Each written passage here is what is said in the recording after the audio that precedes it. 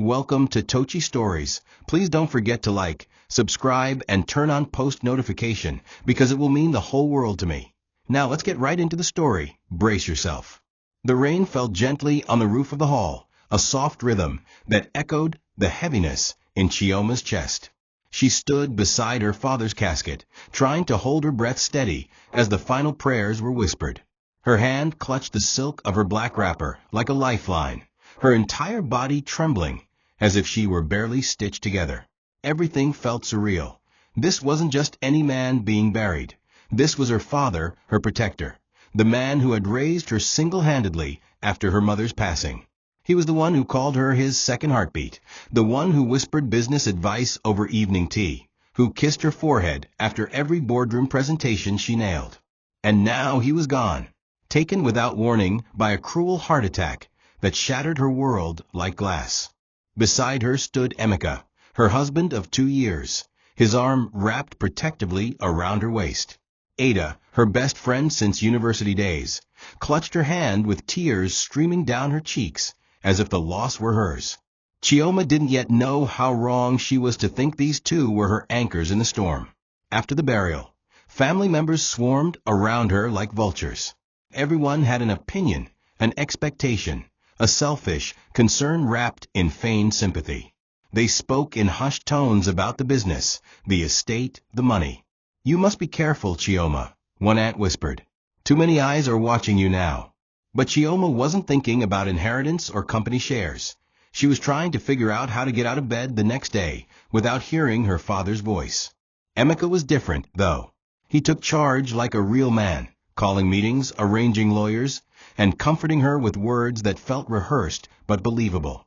"I'll never let anyone take advantage of you," he had said, brushing his thumb against her cheek. Ada cooked for her, prayed with her, slept in her room the first few nights. Chioma didn't realize she was being isolated, one subtle act at a time, from the people who truly had her back. All she saw was love, concern, and loyalty. She clung to it, desperate for anything that resembled her father's warm and dependable presence. The week after the burial, the lawyer read the will in a quiet office lit by golden light from a single chandelier. Chioma sat between Emeka and Ada, hands clammy, heart numb. Her father had left her everything, his company, 3 properties, investments, and a savings account worth more than she had ever guessed. "You are the sole heir," the lawyer said gently, "as your father believed in your leadership and independence." The words barely sank in. Emeka squeezed her knee under the table, murmuring, "I'm proud of you." Ada leaned in and whispered, "Your dad knew you were the smartest person in any room." Chioma almost smiled. Almost. But beneath the surface, a trap had begun to form. The 2 people beside her weren't celebrating her strength. They were already calculating how to break it down. In the days that followed, Emeka became the picture of a perfect husband. He woke up early to prepare her tea, attended every legal meeting with her, and carefully fielded business calls on her behalf. "You need to rest, Chioma," he would say, gently removing documents from her hands. "Your health matters more than numbers right now." It sounded noble, even sweet, but what Chioma didn't realize was how skillfully he was easing her away from control. He wasn't just helping, he was taking over, 1 inch at a time. At dinner, he'd talk about what they needed to do with the company. "We should restructure the board," he said one evening. "Cut out the leeches who never cared about your father." Chioma nodded absently, grateful that Emeka was so involved. She didn't notice how often her opinions were being replaced by his decisions. Ada, always nearby, echoed his thoughts like gospel, reassuring her constantly. "Emeka's a natural leader. Let him handle things for now. That's what strong men do." The manipulation was so subtle it felt like support. Emeka would walk into rooms with her, charm board members with that politician-like smile, and speak as though he had always been part of the family empire. To outsiders, it looked like a grieving husband helping his wife through a tough time. Only the family lawyer, Mr. Okonkwo, noticed the shift in power. During one private moment, he leaned across the table and whispered, "Madam, please don't rush into signing anything. Your father trusted your instincts. Don't let grief silence them." But Chioma waved him off, embarrassed. Emeka had just been in that same room minutes before, telling her that the lawyer was old school and paranoid. Ada was worse. She made Mr. Okonkwo sound like an enemy. "Don't listen to him, babe," she told Chioma later that night. "Emeka loves you. That lawyer just wants to keep you small. You deserve to rest while your man handles the fire." Chioma, still lost in grief, nodded. She had no idea she was being softened for slaughter. Meanwhile, Ada played her role to perfection. She stayed at Chioma's house most nights, acting like a protective sister.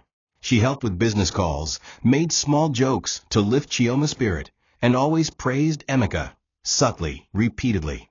"He's such a rock," she'd sigh. "I envy your kind of love. He was born to be a king." At one point, she even brought a book about the strength of submission in marriage, telling Chioma, "There's no shame in letting your husband lead, especially one who's this loyal." Chioma didn't see it as grooming. She saw it as a friend being honest. The pressure was gentle, constant, and always wrapped in affection. No one raised their voice. No one showed cruelty. The manipulation was smooth and careful, gaslighting masked as love, and Chioma walked deeper into it every day. The first time Chioma hesitated, it came as a whisper. She sat at her father's study desk one evening, flipping through old journals and letters he had written to her over the years. Among them, a line stood out: "Never let charm blind you for motive. The people closest to you are the ones who know how to cut deepest." Her fingers paused on the page, her breath catching. It wasn't about Emeka specifically, but something in her spirit stirred. She remembered how confidently Emeka spoke at the last board meeting, how he dismissed one of her father's most trusted managers as incompetent, and how she hadn't stopped him. That night, she lay awake, eyes wide, heart pounding, wondering if she was becoming a shadow in her own legacy. But when she mentioned it to Ada the next day, Ada only laughed and pulled her into a hug. "You're just tired, love. It's the grief talking. You've been through too much. Don't second-guess the man who's carried you through it all." Emeka doubled down after that. He brought Chioma breakfast in bed, left her small love notes around the house, and kissed her forehead as though she were porcelain. "Don't worry about anything," he said one evening, handing her a glass of wine. "Let me carry this burden. You've carried too much already."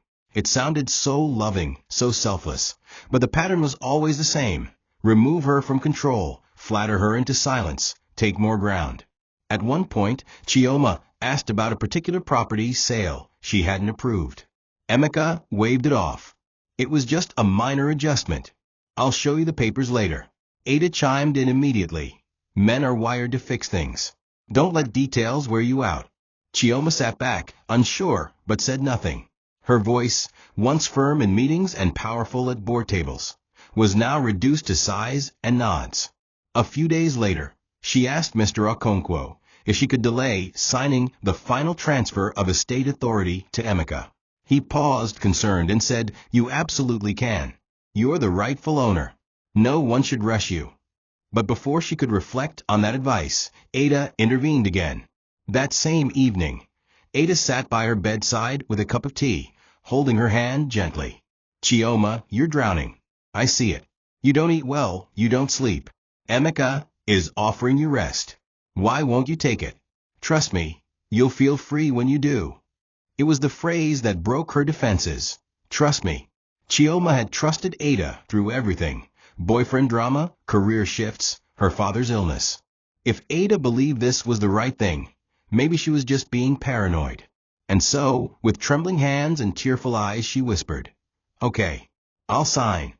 Neither of them saw the silent scream behind her smile.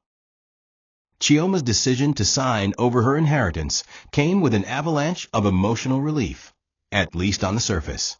The moment she whispered, "Okay, I'll sign," Ada hugged her so tightly she could barely breathe, her voice trembling with rehearsed joy as she said, "You'll see, love. This is the best thing for you." That night, as Chioma stared at the ceiling in the guest room where Ada had been sleeping, her mind bounced between fear and forced peace. She told herself it wasn't weakness to lean on her husband.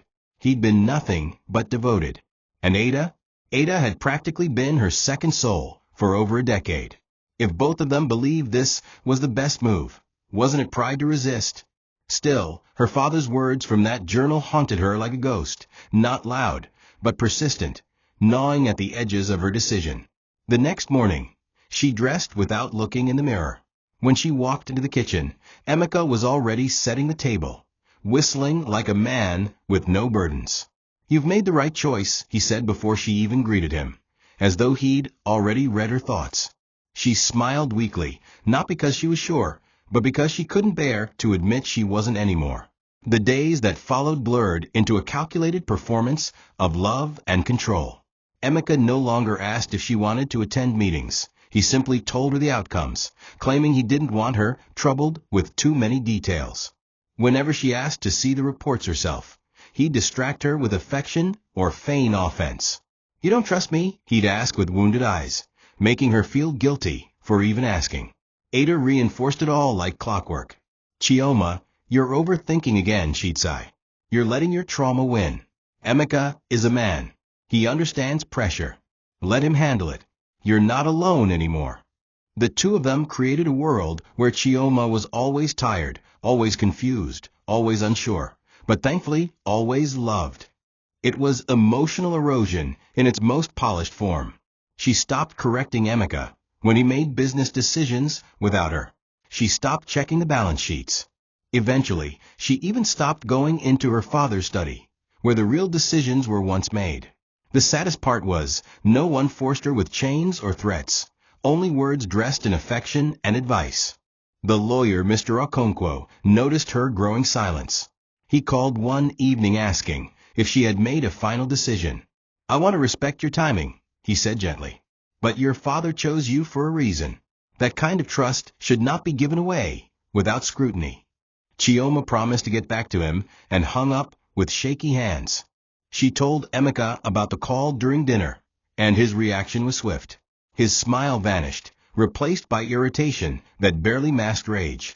"That man is trying to poison your mind," he said coldly. "He doesn't believe in me, in us. I'm your husband, not your assistant. If I can't carry this legacy, what does that make me?" His words, laced with righteous indignation, forced Chioma into emotional retreat. She apologized profusely, whispering that she didn't mean to insult him. Ada watched the exchange from across the room and offered a soft chuckle. "Men and their egos," she said, before adding with a wink, "Good thing you're learning to just let him lead." Chioma laughed too, but inside something was dying, slowly, silently. The final persuasion came not from Emeka, but from the one person Chioma never thought would steer her wrong, Ada. It was a quiet Sunday evening, and Chioma sat curled on the living room couch, staring at the inheritance documents once more. They felt heavier than paper, more like her father's breath, warning her from the grave.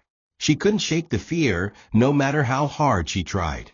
Her gut twisted as though something was deeply wrong, yet her mind couldn't build a rational case to fight back. Emeka had done everything a good husband was supposed to do. He'd held her through her grief, ensured bills were paid, and even shielded her from vultures in the business world. Ada had spent sleepless nights beside her, never asking for anything in return. Why, then, did this decision feel like betrayal of herself, of her father, of something sacred? She sat frozen, lost in thought, when Ada entered the room with a blanket and her usual warm smile. She sat beside her, draped the blanket over Chioma's shoulders, and didn't speak for several minutes. The silence between them was soft, intimate, and disarming.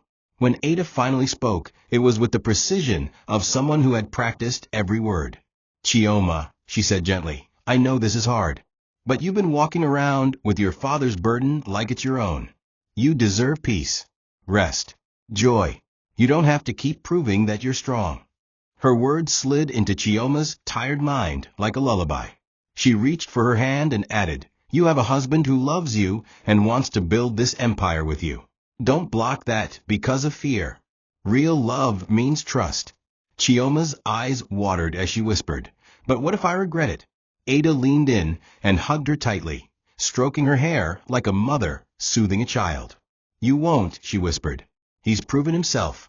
He's here. Always has been. And you, my love, are doing the right thing." Those final words broke something in Chioma. She nodded slowly and said, "Okay, tomorrow, I'll sign everything. For real this time." Ada smiled, a victory hidden behind her lashes. "I'm so proud of you," she said. But she never let go of Chioma's hand until well after midnight, just to make sure the decision stuck. The next morning, Chioma signed the documents in complete silence. She didn't cry. She didn't hesitate. She simply took the pen and scribbled her name across the dotted lines that would give Emeka full financial control of everything her father had left behind. Ada stood beside her, humming a soft song and pretending not to beam. Emeka walked in just as Chioma was sealing the envelope. He kissed her on the forehead, held her hand to his chest, and said, "You've made me the happiest man alive." Chioma nodded, but didn't speak. Her stomach churned, her head throbbed. But she told herself it was just the aftermath of grief. Maybe it would get better. Maybe it had to. She handed the envelope to Ada and whispered, "Please make sure he gets this." Ada nodded solemnly. "You won't regret this, Chioma. You've chosen love over fear." And with that, the final piece of the trap fell into place. The queen had handed over her crown, unaware the traitors she trusted were already wearing it. That evening, Chioma decided to surprise Emeka by delivering the signed documents herself. It was a spontaneous decision, born from a flicker of guilt that she hadn't looked him in the eyes when she finalized the transfer. She wanted to do it properly, to make it feel right, to erase the unease that had settled in her chest like smoke. She wore one of his favorite dresses and even sprayed the perfume he once said reminded him of the first day they met. The sky was dark by the time she arrived at his office. She walked through the familiar hallway of the building they once toured together, when they dreamed of building a future that would blend love with legacy.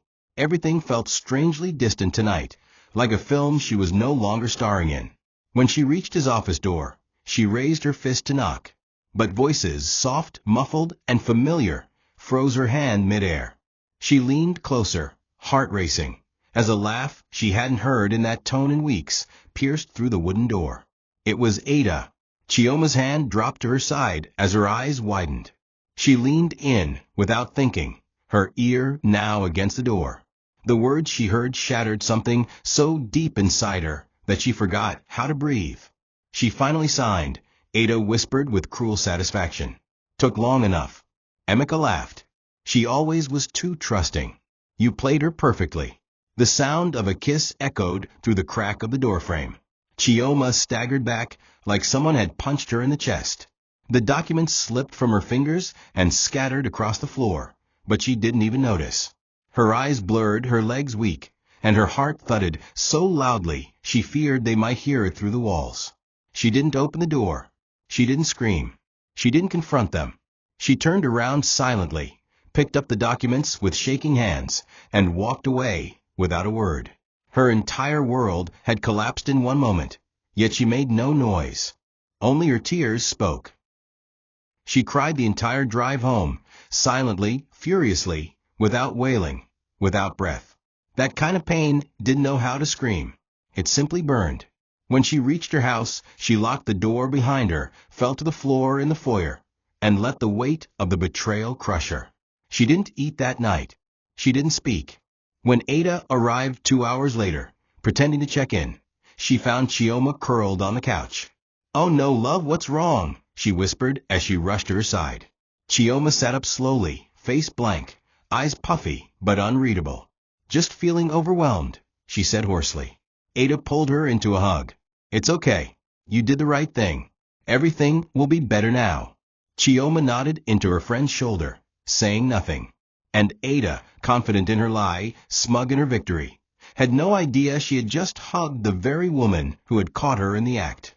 Chioma barely recognized herself in the mirror anymore. Her eyes had become hollow, her skin dull, and her once strong posture now slouched from invisible weight. In the days following that night, she moved like a ghost in her own home, watching, listening, calculating. She replayed the words Emeka and Ada had shared behind that door, not to punish herself, but to etch the betrayal into her memory, like a scar she'd never let heal. Yet she said nothing. She smiled weakly when Emeka touched her shoulder, nodded when Ada brought food, even mumbled a quiet thank you, when they complimented her on her courage. They didn't know she had seen everything, and she didn't want them to know. Not yet. Instead, Chioma began to observe their routines, where Emeka kept his documents, which calls Ada took in secret, what kind of messages they exchanged when they thought she wasn't paying attention. She no longer cried out loud. Her tears had turned inward. But her silence wasn't surrender. It was the sharpening of a woman who had nothing left to lose. One evening, Chioma stood at the edge of her balcony, staring out into the vast city skyline that once made her feel powerful. Her father had built this empire from nothing, brick by brick, sacrifice by sacrifice. He trusted her to carry it forward, and she had betrayed that trust by handing it all to a man who kissed her forehead by day and kissed her best friend by night. That realization struck her like thunder in her chest. The inheritance wasn't just wealth, it was legacy, a lifeline, her name, and she had given away. Her knees buckled under the weight of her guilt, and she slid to the cold tiled floor. Hot tears spilled down her cheeks, soaking into her wrapper as her body trembled in the moonlight. But even then, no sound escaped her lips. This pain, this grief, was deeper than anything words could hold. For a long time, she stayed there, her body curled in a fetal position like a child abandoned by the world. But even as she wept, her mind was awake, stitching together the lies, the timeline, the subtle manipulations that had led her here. The next day, Ada walked in with her usual cheer and a tray of pepper soup. "You haven't eaten, Chi," she said sweetly. "Come on, babe, you'll fall sick." Chioma forced a smile. "I'll try," she said, sitting up slowly. Ada handed her the bowl and sat close, brushing a strand of hair from Chioma's face. "I'm proud of you," she whispered. "So many women wouldn't have trusted their husbands the way you did. You're strong." Chioma looked at her carefully, studying her eyes. There was no guilt, no hesitation, only pride. Ada truly believed she had won. That moment cemented Chioma's decision. She would not scream, not curse, not confront. No, she would let Ada walk freely into her own destruction, blissfully unaware that the woman she betrayed had now chosen silence over drama, and strategy over heartbreak. The soup steamed in Chioma's hand, but she didn't sip it. Her appetite was gone. Only her focus remained. The night Ada sealed her own fate was not the night she seduced Emeka, nor the night Chioma caught them whispering behind doors. It was this night, the night she came into Chioma's bedroom wearing a silk robe, her face soaked in performative empathy, and played her final card. "I know it still hurts," Ada said, sitting on the edge of Chioma's bed, her voice dipped in honey. "But you made the right choice, love. You really did." Chioma, in her cotton nightgown, sat curled against her pillow, watching Ada the way a lioness might watch a gazelle that hadn't yet noticed the tall grass shifting around it. "Did I?" she asked softly, her voice trembling with practiced vulnerability. "Because I still feel like I failed him." Ada leaned in quickly, placing a hand on Chioma's knee. "Failed who?" she asked. "Your father." Chioma nodded slowly. "I gave everything to Emeka.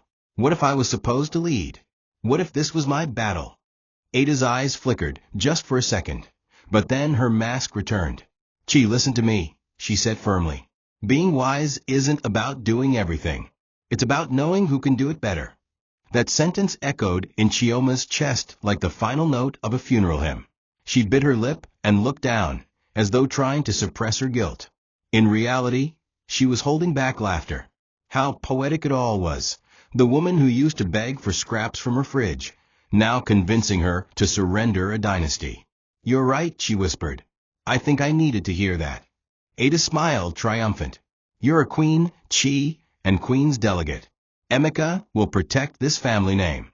He loves you so much. I see it." Chioma nodded again and reached out to hold Ada's hand. "Thank you for being here through everything." Ada squeezed her fingers, her expression softening. "Always. You're my sister." And in that moment, Chioma realized the depths of Ada's delusion. She didn't just want Emeka. She wanted the throne. And in her mind, she had already claimed it. That realization didn't bring anger. It brought clarity. Ada thought she had won. But Chioma was no longer grieving. She was planning. After Ada left that night, Chioma stood in front of the full-length mirror and stared at herself. For the first time in weeks, she didn't see a woman broken by grief. She saw a woman rising from the ashes of betrayal. Her reflection was pale, yes, and thinner than before. But behind the dark circles under her eyes was a fire that had survived death, manipulation, and heartbreak. She whispered to her reflection, "You will not cry again. You will not kneel again. Not for him. Not for her." She pulled open her wardrobe and retrieved the folder her father had once gifted her, the one marked confidential, for Chioma only. Inside were his handwritten instructions for emergencies, full access passwords, and one final clause that gave her the right to revoke all authority from any party if foul play was suspected. Her hands trembled as she read it, but this time not from fear. Her father hadn't left her alone. He had left her a key, and tomorrow the locks would begin to turn. The morning after the final persuasion, Chioma dressed with precision. Gone were the oversized sweatshirts and dull wrappers she had buried herself in since her father's death. She chose a sleek, long-sleeved, navy blue gown, modest but powerful. She styled her hair into a tight low bun, applied nude lipstick with a steady hand, and looked herself in the mirror until she believed the woman staring back had returned. Not a grieving widow, not a confused heiress, a strategist, a storm. A woman who had signed her inheritance over to a traitor, but still had the power to take it back. She slid the final signed documents into a brown envelope, pressed the seal closed, and placed it in her bag. But this was not for Emeka. It was bait. That morning, as she walked into the lawyer's office, she didn't inform anyone. Not Emeka. Not Ada. She met with Mr. Okonkwo in secret and laid out everything she had discovered so far. He listened in silence, growing pale as her words painted a clear picture of betrayal, deception, and fraud. When she finished, he asked just one question. "Do you have proof?" Chioma nodded and opened her phone, revealing voice recordings, screenshots, and photos she had secretly gathered over the past few days. Late-night calls between Emeka and Ada. Hidden bank transfers. An unsent email Ada had drafted to a real estate agent about listing one of the properties that technically still belonged to Chioma. "That's only the beginning," Chioma whispered. "But it's enough for now, isn't it?" Mr. Okonkwo exhaled slowly, then gave a solemn nod. "Your father was wise to trust you," he said. "Let's reverse this before they know what's happening." By the end of the day, Chioma had initiated the clause that granted her emergency authority to freeze all assets and revoke all power of attorney issued to Emeka. She updated every banking password, removed his name from the company board, and ensured any attempt to act on her behalf would be met with legal shutdown. She did all this quietly, like a surgeon operating without anesthesia. The cleaner the cut, the better the healing. That evening, Chioma returned home and handed Emeka the brown envelope. "It's done," she said with a small smile. Emeka grinned broadly, grabbed the envelope, and pulled her into a kiss she didn't return. "You won't regret this," he said, looking genuinely proud of himself. Chioma nodded. "I'm sure I won't." Across the room, Ada raised a glass of wine and toasted, "To power and peace." Chioma raised hers too, hiding the storm behind her eyes. She clinked glasses with her betrayers, smiled through the burn in her chest, and said, "To loyalty." Neither Emeka nor Ada noticed the subtle emphasis in her voice. Neither of them suspected that their time on her throne was coming to an end. Not with fire, not with rage, but with silence, strategy, and a queen who had finally awakened. The following morning, Emeka strutted around the house with the arrogance of a man who believed he had finally conquered his greatest battle. The envelope Chioma had handed him sat safely in his briefcase, and he hummed as he adjusted his tie in the mirror. Chioma watched him from the kitchen doorway, her eyes unreadable. "Big day?" she asked softly, stirring her tea. Emeka turned to her with a boyish grin. "Everything changes today," he said, walking over to kiss her cheek. "I'll be meeting with the new partners at noon. They need to see that things are under new management." Chioma nodded slowly, fighting the urge to scoff. He had no idea that the document he carried so confidently, so triumphantly, was no longer valid.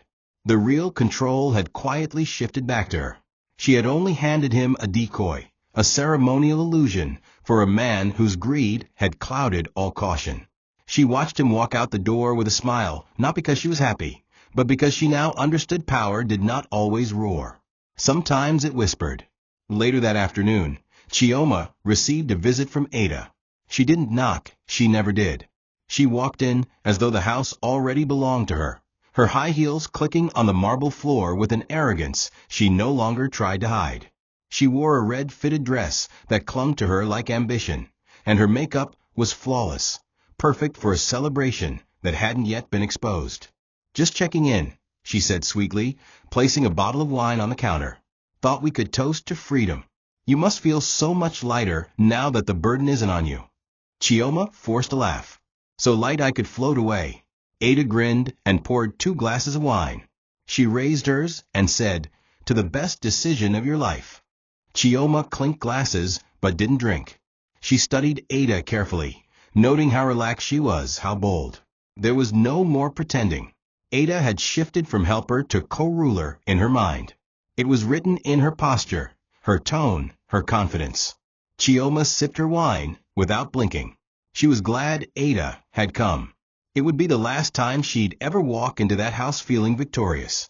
That night, Chioma sat alone in her study, surrounded by silence and memory. She placed an old photo of her father on the desk, the one where he stood beside her during her university graduation, eyes shining with pride. "I made a mistake, Daddy," she whispered, "but I'm fixing it now. I swear I'll make it right." She opened her laptop and reviewed the final audit files Mr. Okonkwo had sent.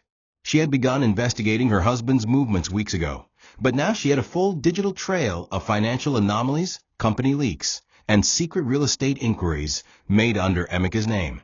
Each line of evidence built a wall around her, one that no lies could penetrate. As the clock struck midnight, she sat back and let herself feel the full gravity of what she was doing. She was taking her life back, piece by piece, dollar by dollar, betrayal by betrayal.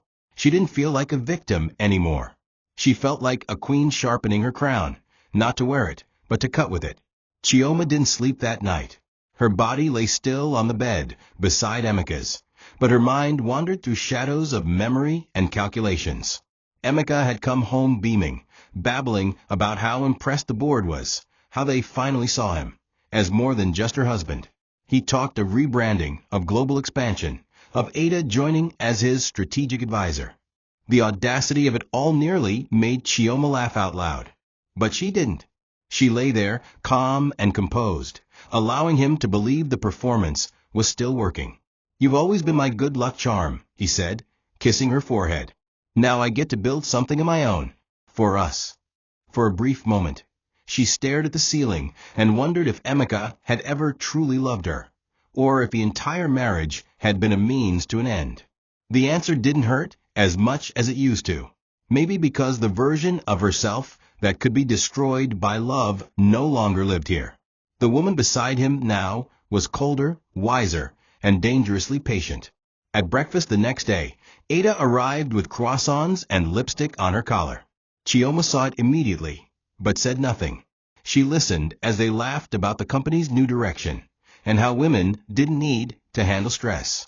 Emeka casually mentioned getting her a spa retreat to thank her for letting go. Ada chimed in, "You've been through so much. Let us carry this now." Chioma smiled. "I think I'll take you up on that. Maybe a little getaway will do me good." Emeka reached across the table and squeezed her hand. "That's my girl."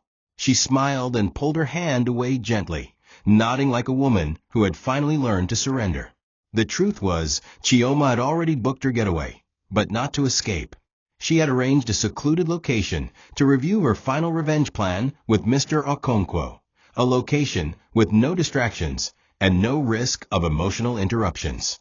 But first, she needed to sever herself emotionally from everything that had held her back. The Chioma that trusted these two was gone. What remained was someone they would never see coming. Later that evening, while Emeka was on a call and Ada was scrolling through her phone, Chioma excused herself and stepped outside. The air was cool, crisp, and honest, unlike anything within those walls. She walked barefoot across the stone-paved backyard and looked up at the stars. The silence was comforting. It reminded her of her childhood nights with her father, sitting under the sky while he told her about the stars and how each one represented a legacy waiting to be claimed. But legacy doesn't survive without wisdom, he had once said. Power without discernment is suicide. Those words now pulsed through her like prophecy. She whispered into the wind, "You were right, Daddy. They tried to take it, but I'm taking it back." And then, with the calmness of a woman reborn, Chioma stepped back into the house, not as a wife, not as a friend, but as a storm gathering in silence. And storms don't announce themselves until it's too late. Ada's performance never faltered. She continued to show up every day, smiling, advising, hugging Chioma with arms that had once carried her secrets, and now carried betrayal. If Ada noticed any change in Chioma's energy, she dismissed it as emotional fatigue. "You've been so quiet," she said one afternoon. "Are you okay?" Chioma nodded. "Just tired." "You two are doing so well, I barely need to lift a finger anymore." Ada beamed. "That's the goal, to free you." But Chioma had already begun testing her.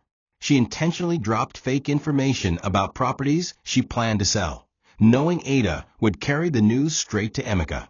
Within hours, her lawyer confirmed that Emeka had made inquiries into those assets, trying to claim what wasn't his. The plan was working. Ada was the leak, the Trojan horse, the smiling dagger. And Chioma, the woman once blinded by loyalty, was now watching her every move like a hawk stalking prey. Chioma also began planting emotional seeds, questions disguised as innocent reflections. "Do you ever think Emeka misses who I used to be?" she asked one evening. Ada furrowed her brows. "What do you mean?" Chioma shrugged. "You know, before all the grief. Before I stopped being fun." Ada laughed too quickly. "Emeka adores you. He always will." Chioma studied her expression carefully. Her lip twitch, her averted eyes, her overly eager tone. Lies. All of it. Ada's guilt wasn't gone. It was buried under ambition. Chioma could see it now. How Ada tried too hard to console. How she overcompensated with praise. How she avoided lingering eye contact. The betrayal wasn't just romantic. It was spiritual. A sisterhood broken. A bond shattered. And the pain of that cut deeper than anything Emeka had done. Because Chioma had once imagined Ada as her maid of honor, godmother to her future children. Now she saw her for what she truly was, a woman who would kill another slowly if it meant wearing her crown. That night, Chioma made a list, not of revenge, but of truth.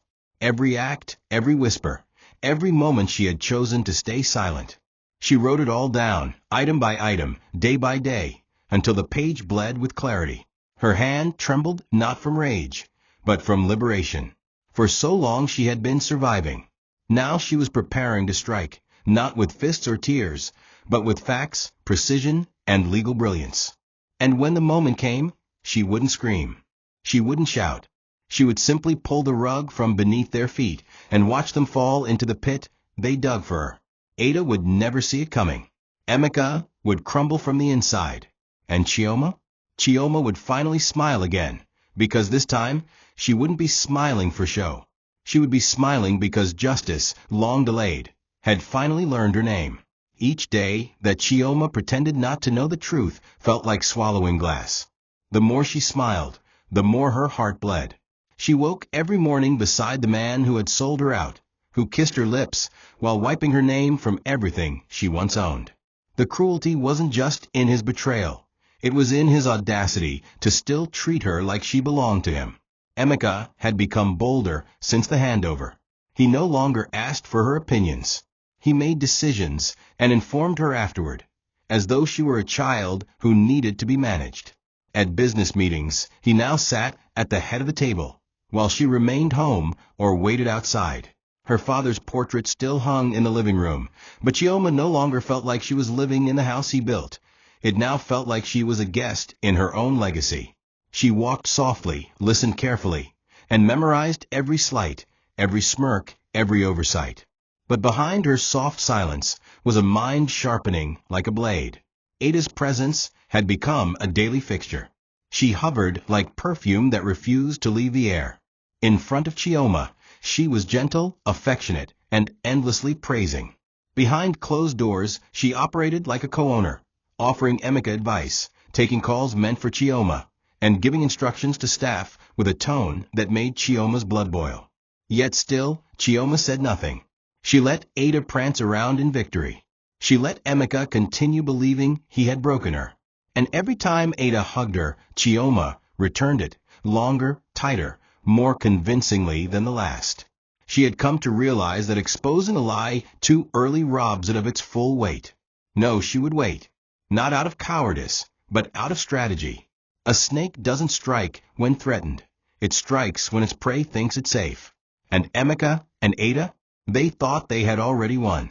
That belief was the very rope Chioma planned to hang them with. To survive, Chioma created two versions of herself, the one they saw and the one she truly was. The version they saw was soft-spoken, obedient, passive. She complimented Emeka's ideas, laughed at Ada's jokes, and even offered to host a small dinner in celebration of Emeka's new leadership. But when they left the room, the real Chioma emerged. She took screenshots of messages, recorded conversations with hidden apps, and compiled a secret digital archive of evidence. Her lawyer, Mr. Okonkwo, was working tirelessly behind the scenes, advising her how to prepare the final blow. "You're doing well," he told her one night over an encrypted call. "They won't see it coming." Chioma didn't respond with joy. Revenge wasn't joyful. It was cold. It was surgical. And it was necessary. Every lie she swallowed now would be vomited in truth when the time came. And when that time came, she wouldn't just take back her legacy. She'd destroy the illusion they had built on her name. The unraveling began not with an explosion, but with a whisper. One morning, as Chioma sat on the edge of the bed pretending to scroll through her phone, she asked Emeka casually, "How's the new property search going?" His reaction was too quick, too smooth. "What property?" he asked, feigning confusion. Chioma smiled. "Oh, I just thought I overheard Ada mentioning something about real estate investments you were exploring." Emeka laughed it off, kissed her forehead, and changed the subject. But behind his laughter was a flicker of tension. That evening, Chioma accessed his digital calendar through a linked account he'd forgotten she once created for him. On it were meetings with agents, scheduled walkthroughs of properties she knew nothing about, properties he planned to purchase under a shell company, using funds quietly siphoned from one of her late father's private investment accounts. She printed out the documents and added them to her ever-growing folder of betrayal. The puzzle was now forming a full picture, and that picture was ugly. Later that week, Ada slipped. It was small, barely noticeable, but Chioma caught it like a hawk watching a trembling mouse. They were seated in the garden, sipping tea under the bougainvillea vines her father had planted years ago. Ada, gloating with subtlety, mentioned a new designer brand she was in talks with to become their brand ambassador. "We're going global now," she said, smiling.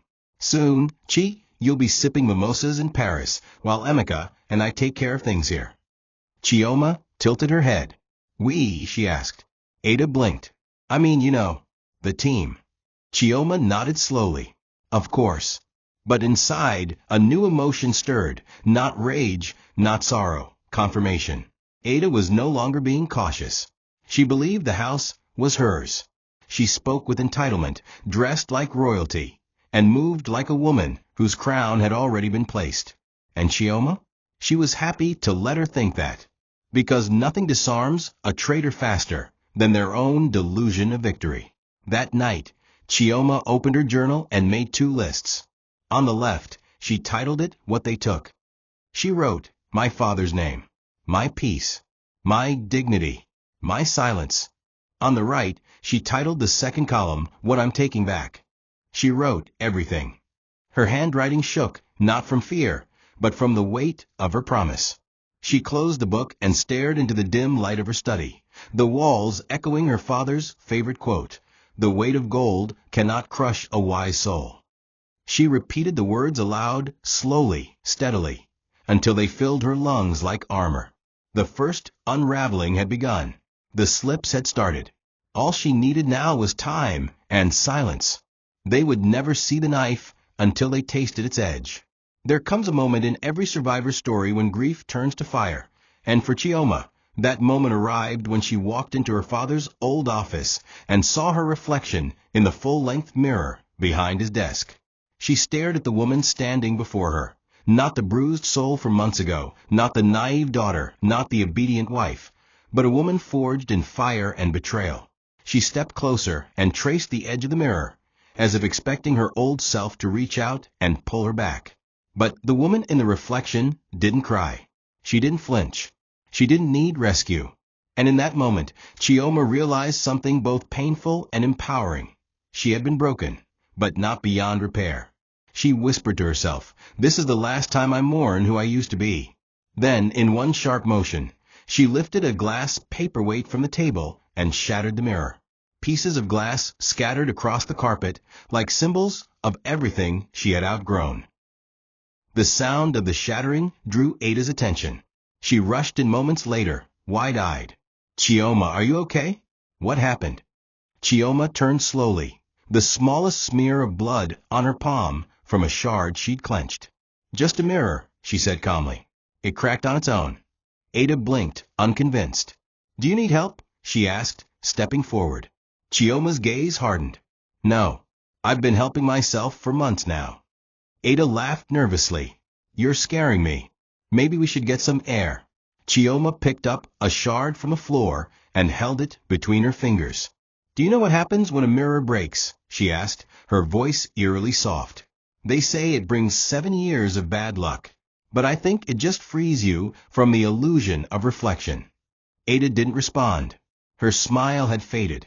For the first time in a long while, Chioma saw something crack in her eyes. Uncertainty. Good. Let her start to feel the shift. Let the ground beneath her begin to tremble. After Ada left, Chioma stood in the silence of the broken room. She picked up every piece of glass, one by one, her fingers bleeding slightly as she did. But she didn't mind. Pain had become her companion, her teacher. Each drop of blood was a reminder of what she had endured. When she finished, she stood up straight, walked to her father's desk, and opened a small drawer. Inside was a key, a backup she had kept hidden since her father's passing. It unlocked the secure vault where original land titles, legacy shares, and insurance contracts were stored. Emeka had the power on paper, but this key was everything. It was the silent inheritance her father had left behind, trusting she'd one day need it.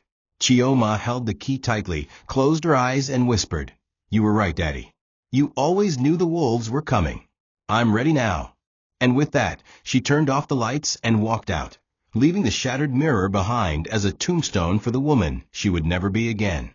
The following week, Chioma moved like smoke, silent, invisible, but everywhere. She made no announcements, asked no direct questions, and gave no hints that the woman they once manipulated had returned to reclaim everything. Her days were filled with tea, soft smiles, and nods of agreement, while her nights were filled with passwords, documents, and encrypted calls to Mr. Okonkwo. Together, they orchestrated what would become a masterclass in quiet justice. Using the emergency clause her father had inserted into the trust documents, Chioma legally froze every account Emeka had access to. The freeze was done through a discreet court process under a fraud suspicion clause, so the parties being investigated wouldn't be notified immediately. Property sales were halted, shares were put on lock, and Emeka's name was quietly removed from all critical authorizations. He still had his titles, but no power. It was like giving a man the keys to a car with no engine. And all the while, Chioma watched, never revealing the knife behind her smile. By the 3rd day of the freeze, Chioma dropped subtle hints to test the waters. During breakfast, she asked Emeka if he'd heard back from the investment team about the overseas property. His brow furrowed. "They've been unusually quiet," he said. "I even sent a follow-up this morning." Chioma tilted her head innocently. "Strange, maybe there's a delay somewhere." Emeka nodded slowly, trying to mask the irritation creeping into his voice. Later that evening, he paced the living room, phone in hand, trying to contact his financial advisor.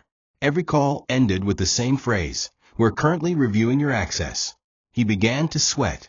"What the hell's going on?" he muttered. Chioma pretended not to hear, calmly watching a drama series on TV with a bowl of fruit in her lap. She said nothing, but her heart danced with quiet vengeance. She had become her own savior.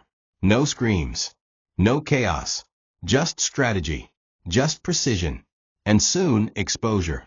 Meanwhile, Ada had grown impatient.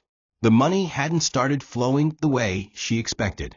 She started pushing Emeka for answers, showing signs of restlessness in her tone. "Are we still on track?" she asked one night while Chioma pretended to nap in the guest room. This was supposed to be easy. Emeka gritted his teeth. "Something's wrong. My access is being reviewed." But Chioma hasn't said anything. She's still acting clueless. Ada rolled her eyes. Maybe she really is. Or maybe the lawyer is stalling. Emeka sighed. "I'll handle it. Just give me time." But that time was ticking, and Chioma held the clock. She had spent weeks pretending to be weak. Now, she was the silent storm rising behind their backs, and they hadn't even looked up yet. They were too busy celebrating a war they thought they'd already won. Chioma didn't need to confront Ada to destroy her. All she needed to do was pull a few threads and wait. And so, with deliberate calm, she began testing Ada's composure.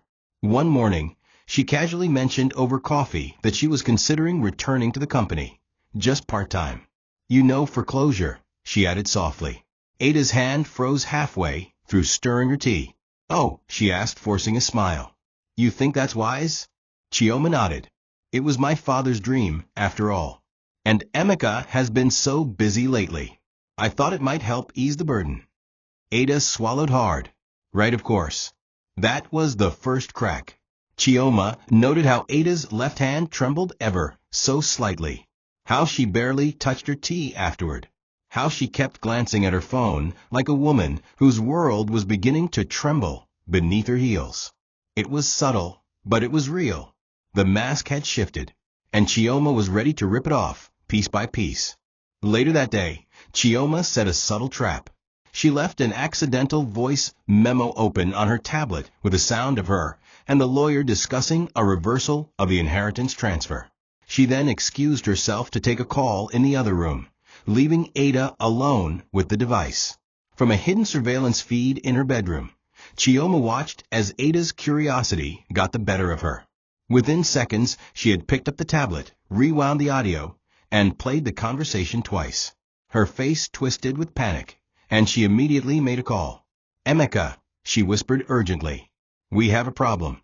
I think she's found a way to take it back. We need to act fast." Chioma stared at the screen with a strange sense of peace. Not sadness, not fury, just clarity. This was who Ada truly was. The woman she called her sister.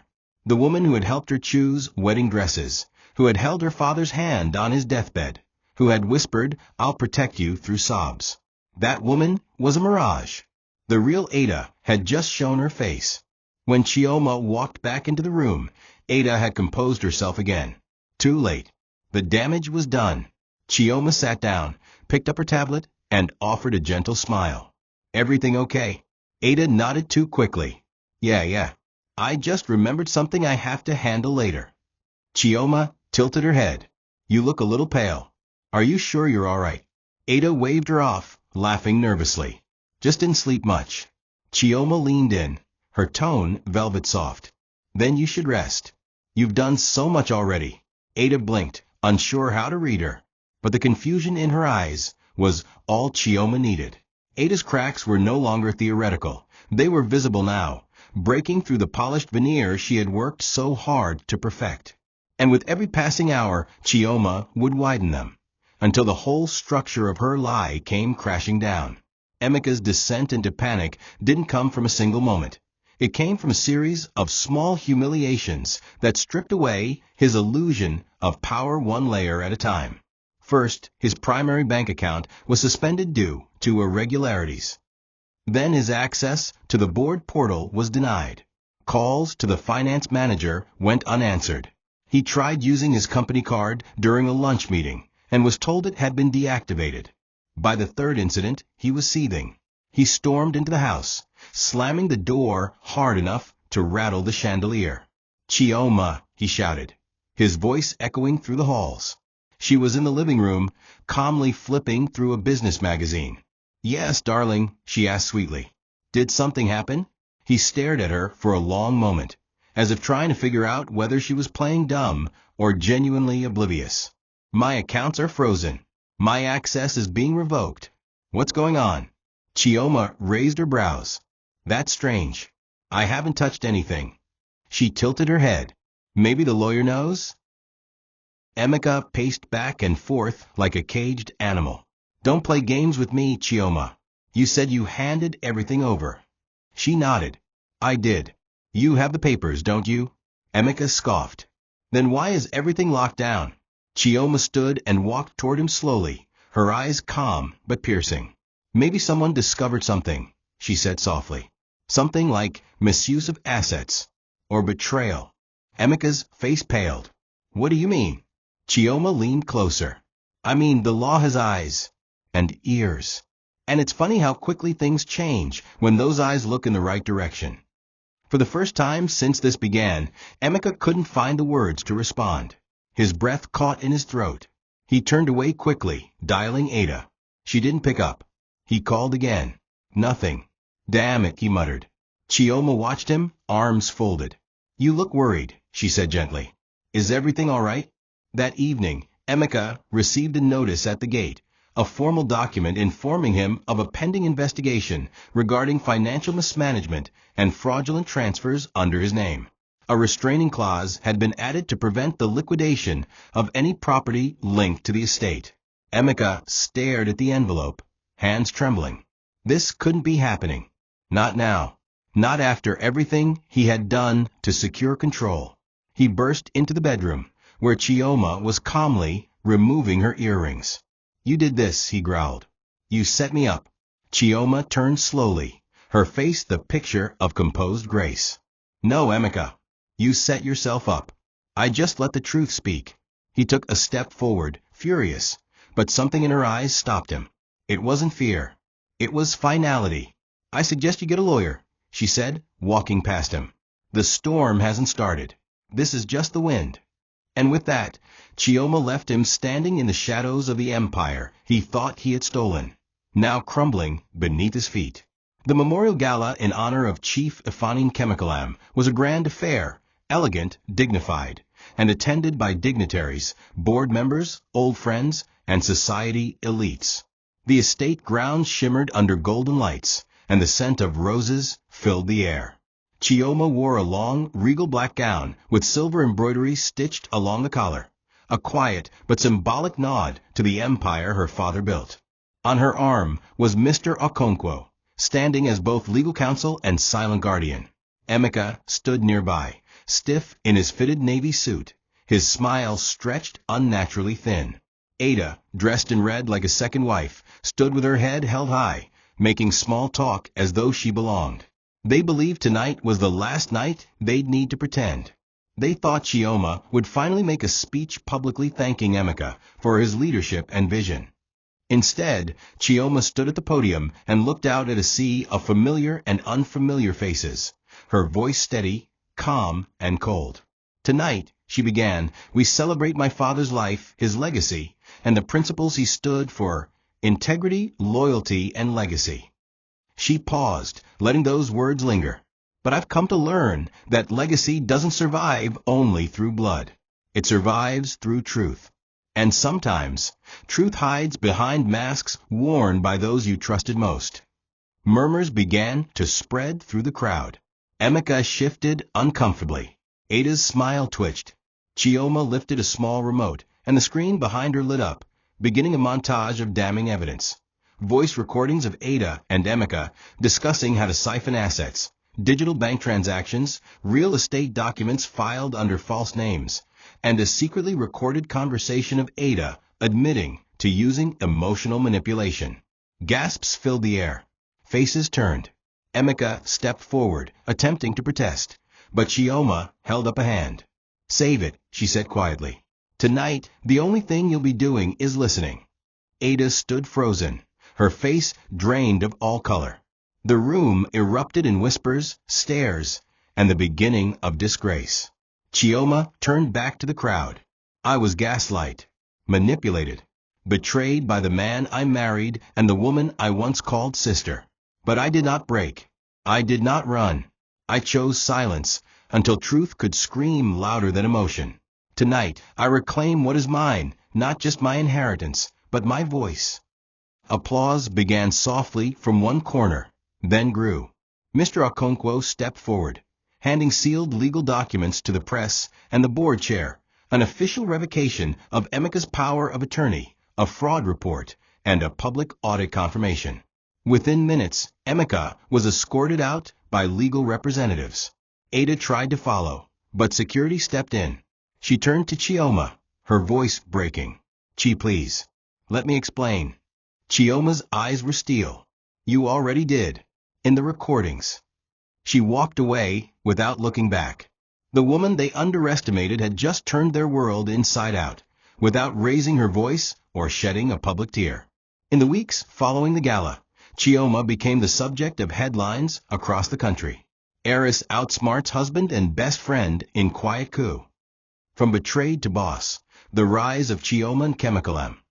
Her name returned to the boardroom with reverence, not pity. She didn't just reclaim what was stolen, she redefined it. Ada's public image was in tatters. Brands that once courted her for partnerships withdrew. She was mocked, rejected, and digitally dragged for her betrayal. Former friends stopped picking her calls. Emeka, now facing an official investigation for fraud, watched as all his accounts were permanently frozen.